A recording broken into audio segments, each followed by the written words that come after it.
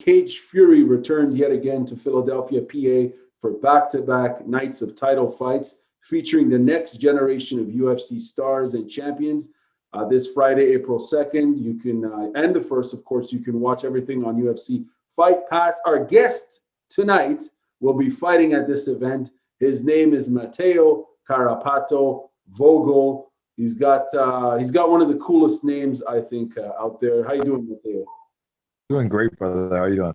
I'm doing great, man. I think as I've spoken to you before, and I think I dig the name, man. It's as someone who likes marketing. When I hear that name, I'm like, there's something about the name, man, and not just the nickname, the Carrapato, the tick, but just the way Mateo Vogel. There's a presence about that. So you're fighting Garrett Armfield this Friday, this Good Friday. How are you feeling about this fight? I'm ready to go, man. I'm itching to hop in there. I'm itching to jump on the plane and and go to work, bro. It's been a long time. I'm looking to make that return, and I'm really looking forward to showing off the progress we've made, and I'm just looking to smash it at this point, man.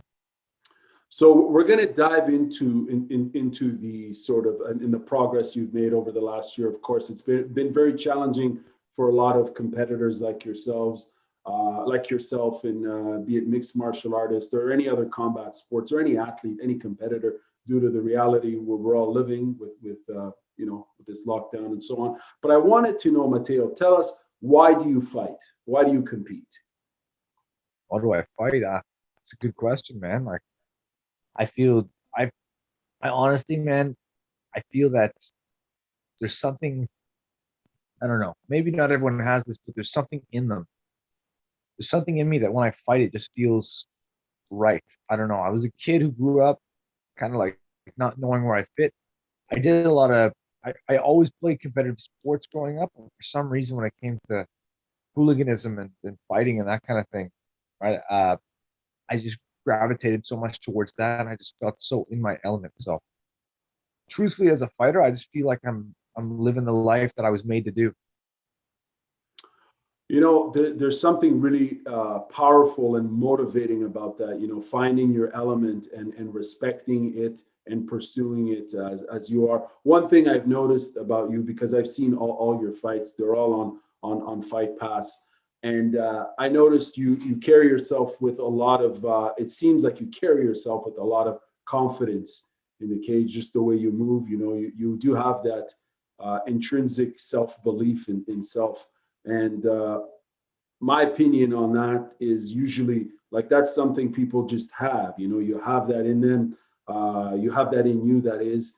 Some people, you can coach that in some people, but for the most part, having that belief in self is usually 99% of the formula for success, showing up and having that. And just the way you move, I think it translates, at least from my perspective, when I've seen you fight. And, you know what I'm saying? Like that, there's something about that can be said. And I guess we'll dive into that in this interview, if you don't mind. Just beyond the fighting, getting into the psychology and the mentality and the focus and the determination of a competitor like yourself.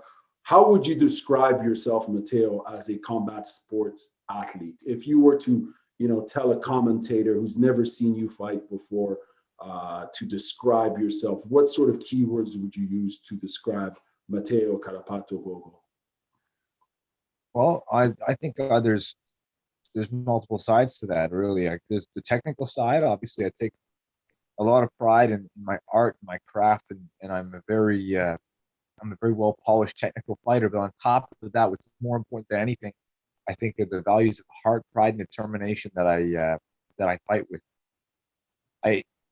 I'm trying to finish somebody from the first bell to the end. So that's I think that's one of the iconic kind of aspects of my game. It's the best of both worlds, I'd say. How over the last couple of years, how would you say, just competing and fighting, what has that taught you about yourself personally? Because not everyone can compete at this level. Not everyone pushes themselves to train at this level, right? It takes a lot of motivation, discipline, the will to actually go and pursue these goals. What has this journey taught you about yourself and the world around you? I've grown up in this journey. I started off as a young teenager or as a kid in martial arts, and I've basically grown up with it. So without it, I don't really know who I'd be. This is this is who I am.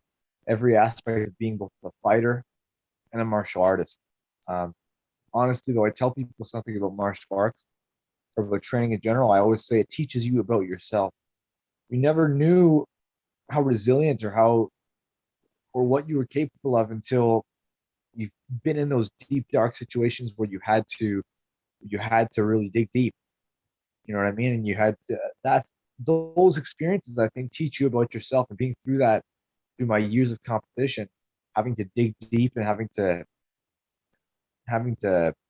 pull through some sticky situations and come out on top, it's taught me a lot about myself. And I think through that, I just learned how resilient I am. And then through doing that for so long, that's really where that confidence, I think, comes from. I wasn't always a confident guy. I used to be actually quite shy. I used to be described as a guy who didn't talk in certain situations anyway. I was afraid to speak my mind or talk or even make eye contact. So this journey of martial arts and being tested on that level is maybe what a kid like me needed to kind of channel my energy and find myself. You know what I mean? So this sport has really taught me who I am. Wow. That's incredible, bro. And how would you say, the over the years, if I may, if I can ask you, since you've been doing this, you just turned 25 a couple of weeks ago, I think you mentioned just prior to the interview. So happy birthday to you. 25 is very young, and you've been in this game for as far as martial arts training for quite some time now. What would you tell the Mateo like 15 years ago? What sort of advice would you give your former self, your 15-year-old self, I should say? Yeah. Well, I tell that kid, everything that you dream about now, everything that you're watching and striving for, that will be yours. The vision gets even more clear as you know. I just tell him to keep pushing through, and quite honestly, I wouldn't tell him to do anything differently. I wouldn't tell him uh, I wouldn't tell him to turn back anywhere. I would say to keep pushing forward and follow the same path, because what you're striving for now, the greatness that you're in pursuit of now, you're going to achieve that. And quite honestly, I think I believe myself. When you set this goal of pursuing greatness, what are some of the sort of emotions that come to mind? Like, just because everyone, as fight fans, we see people fighting in these cages on the tatami and so on. We see them competing, but we don't understand their whole story, right? We just see that 5 minutes, that 10 seconds, that we just see the fight. But in other words, like, you're writing a novel, your life is a novel, and the reader is only reading, say, a sentence of that novel, right? And that sentence being, your first fight, your last fight. What overall, I guess, is what I'm asking is, in this continuous pursuit of greatness, what are, within the realm of combat sports, mixed martial arts, excuse me, what are some of the emotions that you attach to greatness? There's a whole lot of pride around that. It's so strongly sewn to our sense of self and pride, and maybe, I don't want to say defining yourself, but in reality, I really feel like we're given so much time on this earth to kind of sew our threads, if you will, and kind of do something with the years that we're given. And so I honestly feel like that I'm doing that to the fullest and not wasting it. There's a lot of sacrifices I've made, but when I sit down and I really have a look at my life, this is the thing I should be pursuing. I honestly feel like there's something in me that was made to do this.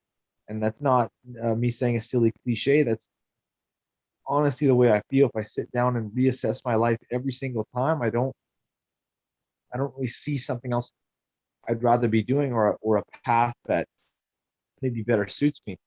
I just think this is my way to greatness. And in the years that I've been given on this earth, this is my time to do it. You know, hearing you speak, I can sense a lot of genuine words there. You know, I believe you when you say that. You know, and I think that that's the sort of the belief in self that not all fighters have, no, not all competitors have, not all artists have, right? And it's that belief in self, and this is why I'm poking in it and asking these sorts of questions, because I feel we don't tend we as fight fans don't get to explore those sorts of important topics, because it's more than a fight. It's a mental war, and Art, mostly that's where the art comes in martial art. An artist is someone who devotes themselves to their craft. They go through hard times, and they ultimately sacrifice everything. They sacrifice comfort. If you look at how artists live, I use artists as an example. Artists sometimes live what seems to us like miserable lives. Like when we look back at great artists, you're like, wow, that guy's life was a mess. And then he's not even famous until after he's passed away. right. But that's the kind of devotion that guy had for their art. If you look at painters or sculptors or whoever it is, and they're often nuts. You know what I mean? They're often out there. So I can kind of identify with that. Like, you look at the same mentality of a martial artist, historically speaking. You know what I mean? That person lived and breathed their art. They were a sword master, or a wrestler, or some sort of martial master. You know what I mean? But that was literally their trade. And back in like, I honestly like to compare it to the olden days when their trade was their trade. It was rare that somebody could change professions. You know what I mean?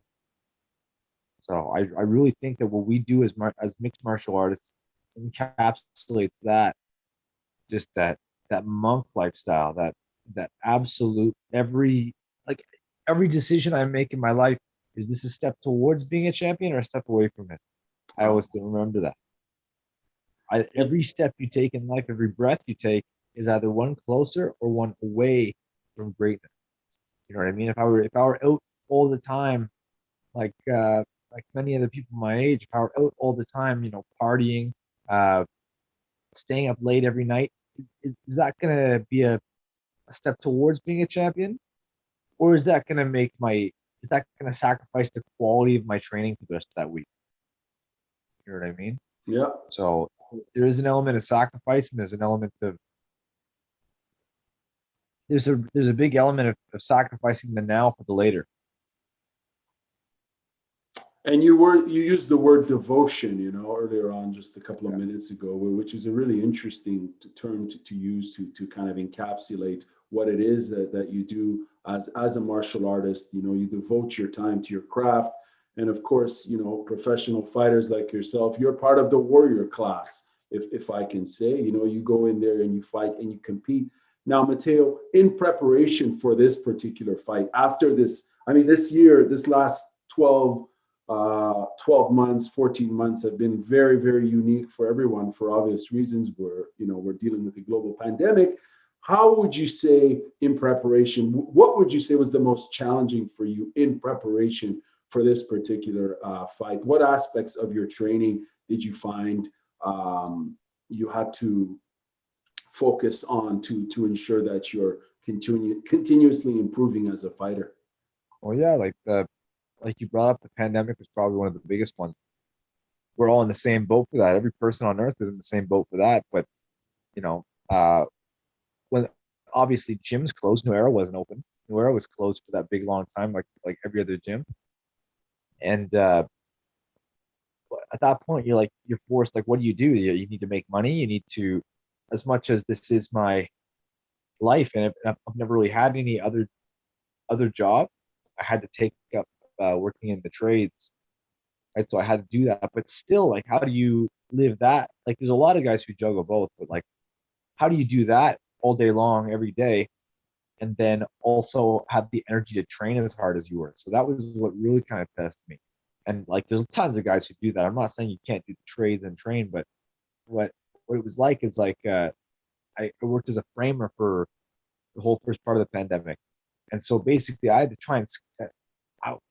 Fuck it, I wasn't gonna stop training. I wasn't gonna not train. I wasn't gonna let the situation stop me from training. So I would meet people, like I would meet people in like outdoors in the park, and we would do like strength and conditioning circuits out in the park after work. There was my trainer Andrew and I, we went Andrew Griffith Jones. We'd go into a soccer field and we'd do a bunch of workouts, a bunch of like socially acceptable workouts. You know what I mean? Like in front of people.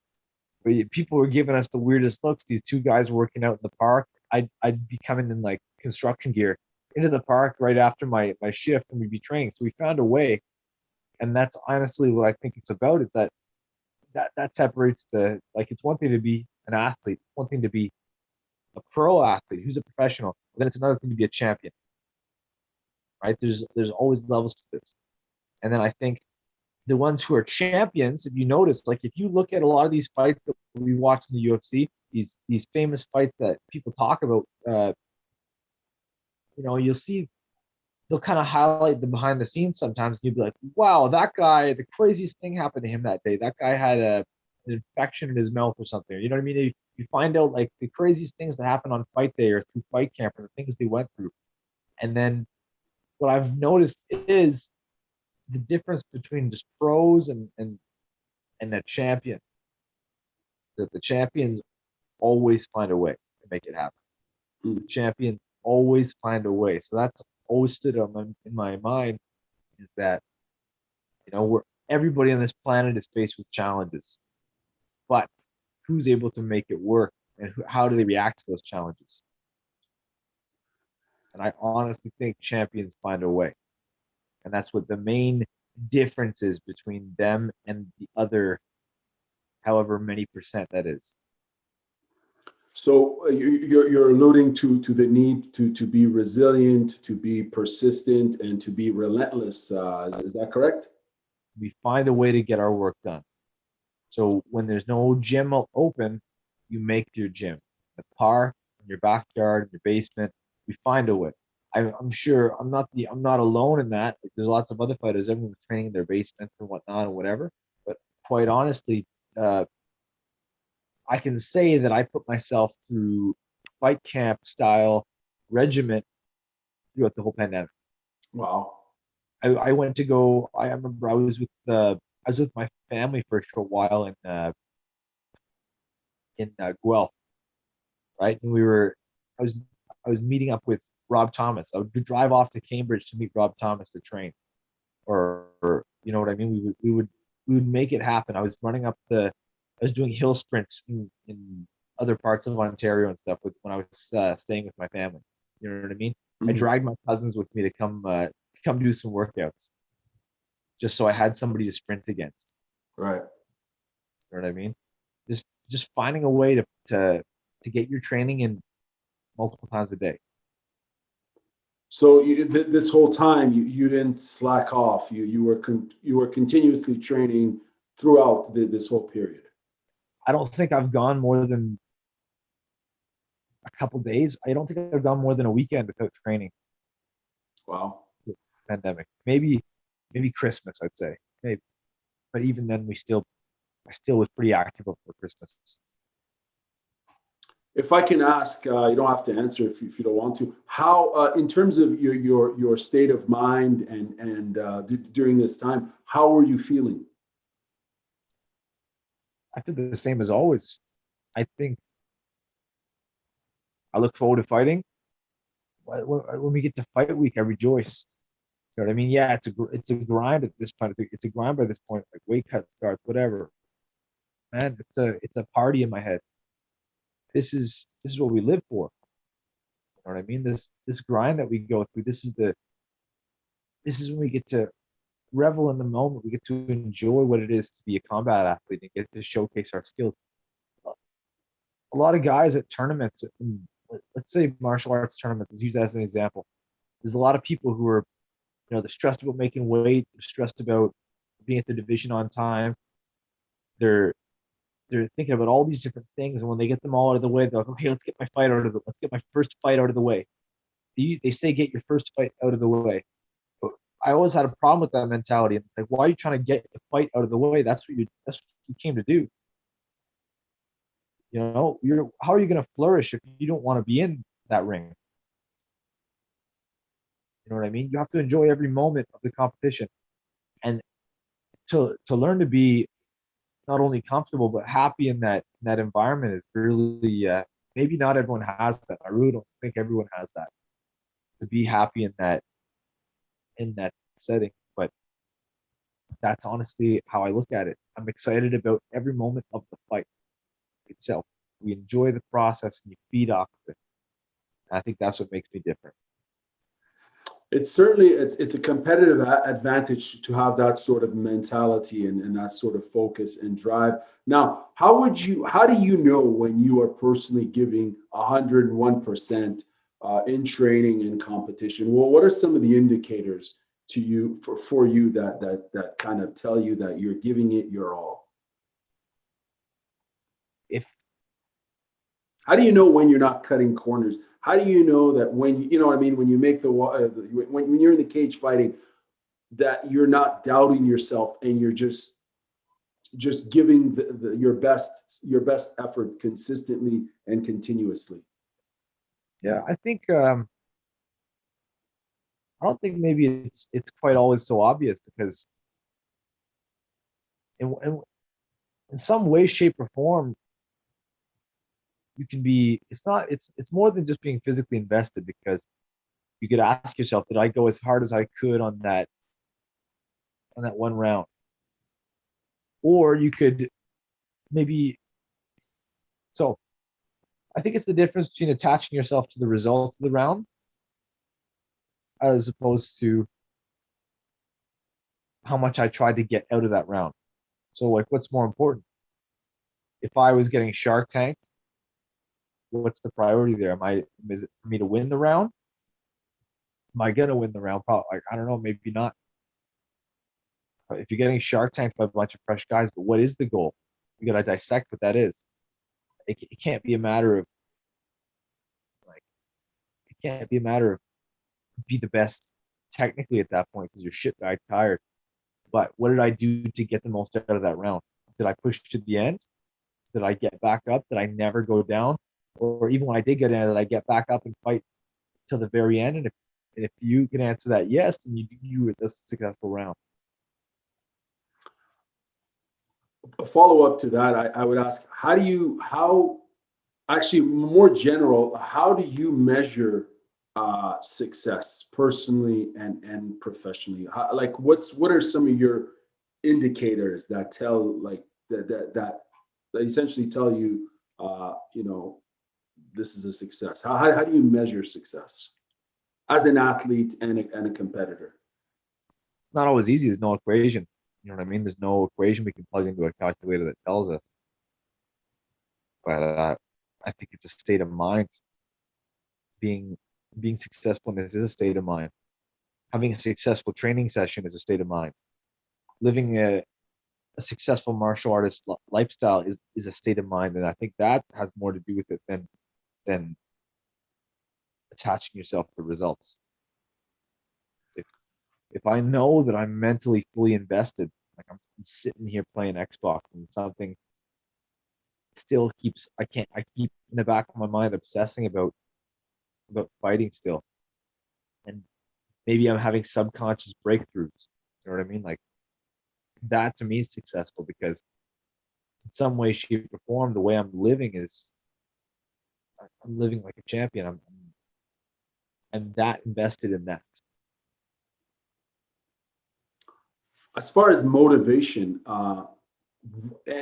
what keeps you motivated and hungry to compete and fight? I know we've kind of touched on this already, but I just want to go back to motivation, because you clearly have a lot of it. What keeps you motivated and hungry to compete and fight? Well, I really, I'm not only, I'm obsessed with cementing a legacy. Of course, that's like the, I guess the long term goal, but maybe that's not so direct. You're not like thinking about that every waking second. But when it comes to motivation, I'm motivated by other fighters, other athletes, other martial artists. So when I, like an artist, would I draw inspiration? I see some of the best guys. I see fights that I really like. I see some of the best, whether it's traditional if it's old school Muay Thai fights, or whether it's a wrestling match, whether it's uh, you know, jiu-jitsu competition, MMA, whatever I'm watching, I draw inspiration from all these things. I watch sometimes other sports. I sometimes watch dancers, and I draw inspiration from all that. And I think all these things are motivators, because you get like a you get like an outside idea, if that makes sense. Sure. No, I'm sure there's inspiration that kind of influences you in the midst of a fight when you're under pressure. I'm sure creativity goes a long way in one's arsenal, in terms of getting out of a tough situation with a very tough and resilient fighter. In terms of pressure, what are some of the pressures that you as an MMA fighter and competitor feel in terms of this pursuit of greatness? Well, I mean, would it be fair to say that that goal in itself is also uh, can Burden. lead to stress and pressure? Yeah, like that's the thing, is that you are pursuing your passion, so there is a burden that comes with that. There's a burden on your life, and there's there's hard times that come as a result of that, because I'm focused on being great. I'm focused on all this. I'm focused on taking every step I can to be the best at what I'm doing, and to be a fucking champ. But what ends up happening is, when all your eggs are in that basket, you're not concerned about maybe the other parts of life. I see other guys my age, they're at different points in their lives. I see the struggles that my family would go through around me, and sometimes living this lifestyle, when you're that focused on what we're focused on, it can be like a bit of a burden on the rest of your life. Right, the rest of your life becomes a bit of a grind. Uh, so it's finding balance. I think is one of those things that puts pressure on it. You Finding know, balance in your yeah, outside of your group, outside of your fellow athletes and competitors at your gym and everywhere, you come across, and anyone who's pursuing the same goal, do you think people outside of your community understand what's at stake for people who set such high goals in pursuit of greatness, in mixed martial arts or any combat sports? I think it's overlooked, to be honest with you. I think a lot of people can't identify with that. A lot of people don't have big enough balls to pursue something that meaningful, and to put the sacrifice in. I think there's some people who think that this lifestyle is like, it's like a party, it's like an easy way. Some people don't understand the fucking grind that this is. And like, it's it's absolutely true that everybody grinds in some way, in whatever job they do, whatever path they chose in life. It's always challenges. Everyone's challenge is unique. But I think maybe people don't see the behind the scenes of being a fighter, and people don't really see what it takes. They see what it takes, but they don't see what it takes. Uh, they don't see the they don't see the extra work. They don't see the sacrifices in lifestyle. I use the word sacrifice a lot, but there's I don't think a lot of people can identify with this level of dedication to anything, especially nowadays, Right. in a very impulsive, uh, instant gratification type society that we live in. I think grinding this hard to some people would seem silly. They'd be like, "Why are you doing that? That's stupid." And there's some people who maybe, I don't think people look at it as stupid, but like people just can't grasp that mindset as to like I'm so serious about something. Now, I want to keep that comment, that answer there in mind. I'm just gonna ask you this next question. It's somewhat related. When you're in the thick of it, as far as when you're fighting in there and you're competing, do you kind of intuitively do kind of like a cost benefit analysis in terms of like certain possible scenarios and probable outcomes, or do you just flow in the chaos of the situation? Like, do you know what I'm saying? Like, do you like, yes, speak to us on that. I've seen you fight. I think I have an answer from as a spectator of what it could be, but who cares what I think? Let's hear what you think. I think, man, when you go, I don't know. I think it's really tough to answer that actually because there's so much of it is conscious. But a good quote I heard was like, technique happens or improvement happens when technique starts off as conscious, or whatever's conscious becomes subconscious through practice. So there are conscious and subconscious elements of it. So when you really get in that zone and you're really flowing, if you will, that's kind of, I'm not going to use the word autopilot, but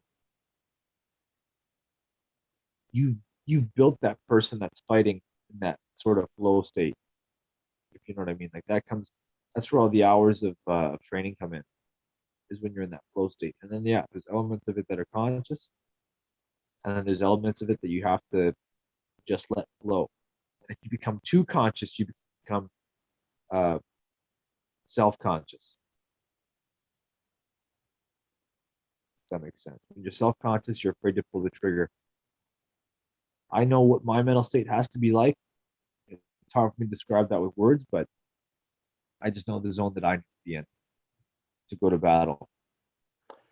Hey man, I really appreciate this. I know I'm asking you a lot of tough questions here, but this is really fascinating. And again, I think it's the sort of stuff that I kind of want to explore more with people like yourself who risk it in there. You know, you're fighting in a very tough physical and let's face it, dangerous sport, and not many people can do that. And you know, the toughness, of course, is physical in the training, of course, but it's also a refined mind. And it sounds to me like you do a lot of thinking and strategizing, obviously, as a competitor. Did you and you seem, sorry, go ahead. My mind wanders. That's my nature. I've got a very hyperactive brain, so I spend a lot of time rambling in my own madness. What do you ramble about, if I can ask? Um, Is it all combat related? no, everything in life, man. That's just the type of person I am. I'm an obsessive person. I'm obsessive about things that I like. I'm obsessive about, yeah, my brain is hyperactive. My brain's moving a million miles a minute. Been, both maybe my best and worst attribute throughout my life. And got me in a lot of trouble as a kid, and then got me where I am now, I think. When you make the walk to the ring, to the cage, and so on, what goes through your mind usually? It's right now, that element of right now, that element of not later, that element of not time to do this, that element of finally I can be present. My mind is finally here. If that makes sense. So you're trying to remain in the moment, right? You're trying to capture the moment and stay focused. I think I can finally do that. I think in that moment I can do that by myself. Like I can, your brain is ever so present, like it's nowhere else. You're not worried about what your plans are next weekend. You're not worried about what happened last Christmas. You're not worried about nothing else except for that moment. You know what I mean? It's really fight does something to us, man. And maybe not everyone's reaction is the same way, but honestly, someone like me, uh, I'm just ever so present in that moment. What would you say in a fight, in pursuit of victory as a competitor, what scares you the most, if anything? And, sorry, I don't understand what. Like in the pursuit of a victory while you're fighting, like as a competitor, does anything scare you? I think scare. I wouldn't. Nothing external. I don't think anything worries. I think the only thing you're worried about is maybe not giving it your all. I don't know if there's some. I grew up playing other sports where we learn to leave everything on the field or the ice, or we'll leave everything on the mat or whatever it is. Leave everything there. And maybe there's apprehension about holding back. I don't know. Even then, I've done this so much that I don't think I'm motivated by fear. I don't think I'm a person who is motivated by fear. Uh, it's more Sorry, go ahead. Go it's ahead, more please. hunger, I'd say. But in terms of what makes me apprehensive, do you know what? You know what does worry me is everything other than the fight. Everything else, medicals, making weight, all that other stuff. That stuff worries me way more than a fight ever would. Organization and having to do normal people things. That stuff scares the shit out of me. All the other stuff around the fight. Be on time for this. Uh, you know what I mean? Fill out paperwork. All this stuff drives me absolutely nuts, and it gives me a fucking heart attack. That's Fight parts interesting. I wanted to do. Yeah, all the pedestrian stuff I fucking hate. That's dude. You're in your element, man. As a fighter, you know you're doing what you're meant to be doing on this planet.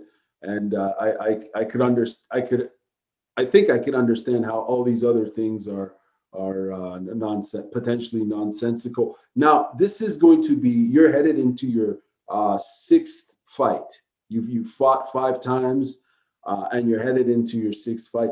What, you know, going from your first fight to now your sixth fight, what has been the single greatest overall improvement in Mateo Carrapato Vogel as the fighter?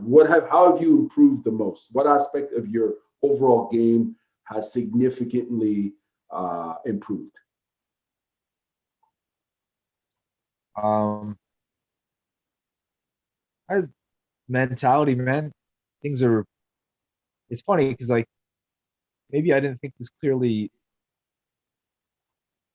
from the get go, but I think one of the biggest ones, one of the most important things in life in general, mentality. That's probably the biggest thing. But my mentality is in the way that my first ever fight, I was a grappler.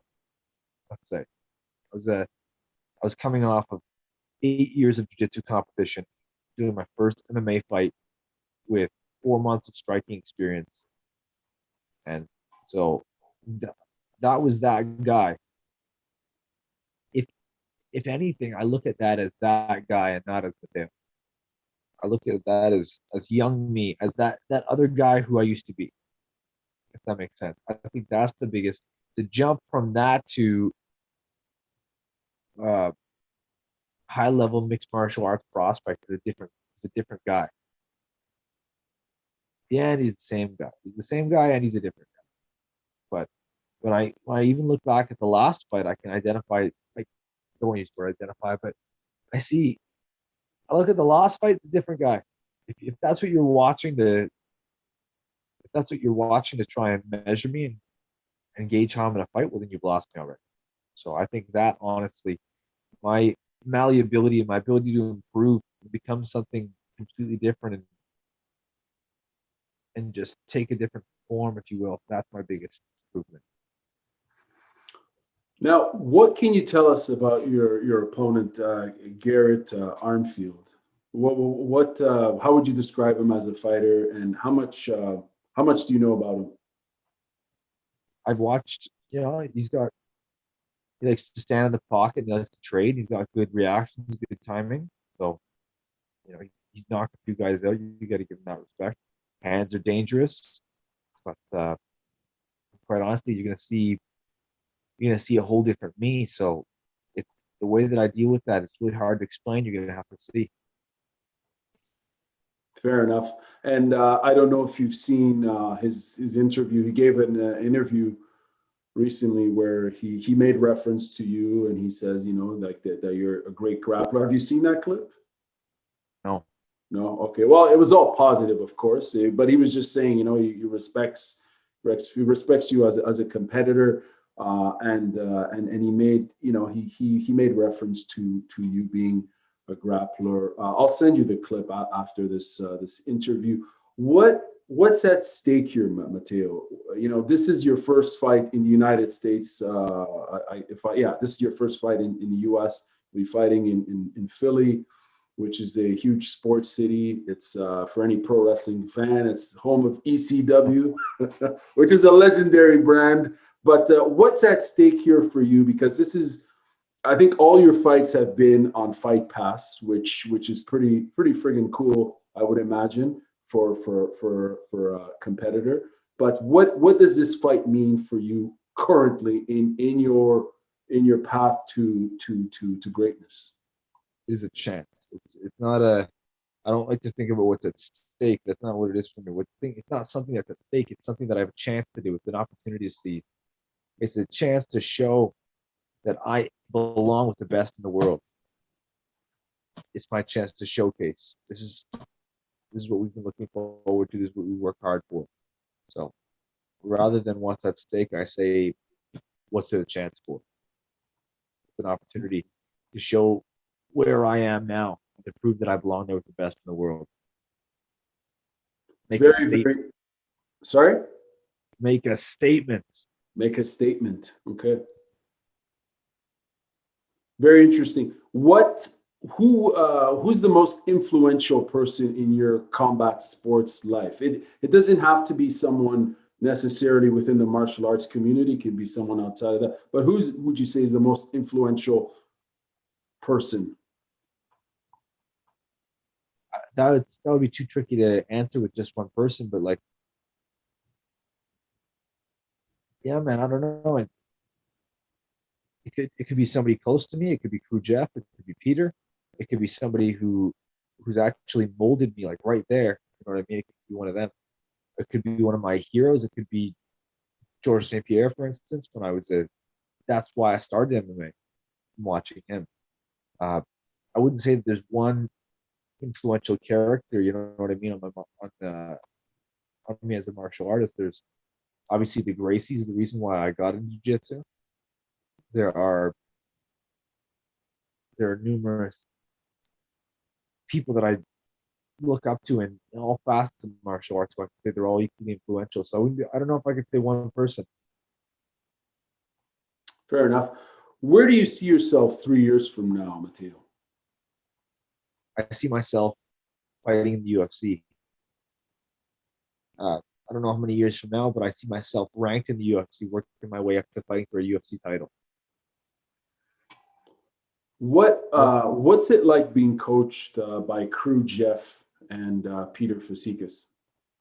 I sense the same absolute devotion through them, through everything they do. I sense the absolute same mentality that I go through, like the same level of dedication. They have that same level of dedication to being coaches and to their art, to their craft, and what they do. They pour themselves into their craft. I don't know any other coaches. I've never been with any other coaches who do that as much as them. You know what I mean? They pour themselves into their craft. You can sense that. So I think that's why all of us mesh so well together. Is we all have this vision and this dream, and it's not just mine or whoever else's, but it's all of ours. So that you can sense that in the air. You can feel that in the air when you're with the right people and when you're in the right place, I think. I'd like to know, in terms of your, we've spoken a lot about, you know, I suppose, sports psychology in terms of, your mentality, your focus, your determination.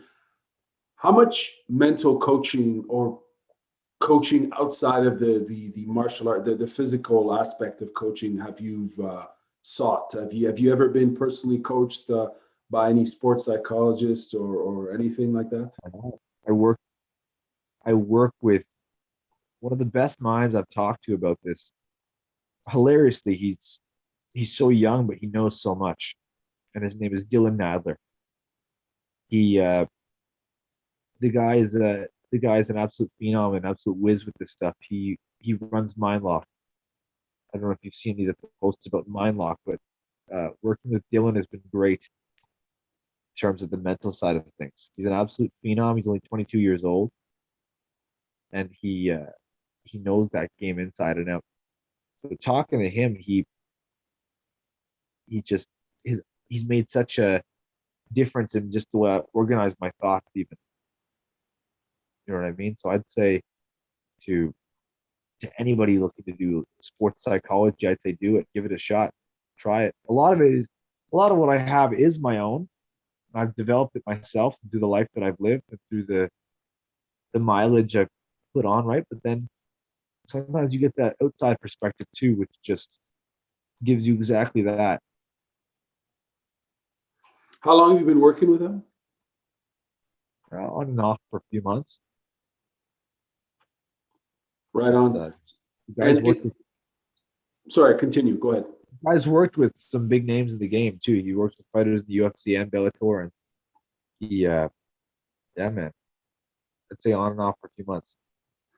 What's the mood been like at the gym in preparation for this fight here? What's the energy been like? It's been electric, man. I don't know. I feel it. I feel it. I feel when it's fight camp. I know what fight week feels like. I know what the gym feels like on fight week. And quite honestly, with a year like we've had, there's not a whole lot going on. You know, and Taylor have fights coming up. So with this, I think the only difference in energy is like we're the only ones fighting. So I think everyone is that much more invested in it because that's what's going on. So honestly, I think that makes for, as much as we'd like to be active, I think that makes for a great mentality in the gym when everyone is this dedicated to this one fight. Everyone's invested. You can feel that. Interesting word, invested. That's really important for a team as far as, being there, supporting each other. Everybody, dude. There are parents of kids in the kids program who are invested in this. Wow. This fight. Like That's incredible. How much people are into this. Yeah. I've got like parents of some of the kids that I've taught who've helped me out this fight camp. And without them, I actually wouldn't be fighting. Interesting. What does that mean to you, Mateo, personally? What does it mean to have such support from so many people? Have a team that cares that much. It's just it really, it's a sense of this is the right place to be. Every level of this is dedicated towards the goal and the dream, and so many people are on board. It shows that I am doing the right thing. Now, obviously, the fight is this Friday, this Good Friday. But you're currently in Ottawa. Can you kind of speak to us? Like how does it work? So you're flying into Philly, I would imagine, and do you quarantine? I thought. Well, what's the rule on the whole? Since you're passed, as soon as I've passed the test, I'm good to go there. I'm in quarantine there. They test me there. I think I have to pass multiple tests to be allowed to fight. And then it's going to be a bit of a scramble with this pandemic. I just did my first COVID test today, so that's to clear me into the United States. I'll have the result by tomorrow, and once we've passed that, it's arrived, test again. I believe I'm kept. Yeah, I don't know. We have to test in order to fight as well. I think we have to pass 2 tests, I believe, and then test to come back. So there's a lot going on in the coming and going from this fight. Sounds like it, man. And I mean, this is going down in literally a couple of days. In today is Sunday night. It's going down on Friday. we wish you all the best. We look forward to seeing you fight on Fight Pass. I think a lot of fight fans here in Ottawa gets and all over are looking forward to this event. Are there any last words you want to share with us? Just tune in on April 2nd. I'm going to make a statement, and you will see it at its finest. Right on, man. Well, thank you very much for your time, Mateo, and all the best to you on this really special event. Thank you, brother. I appreciate that. All the best to you as well.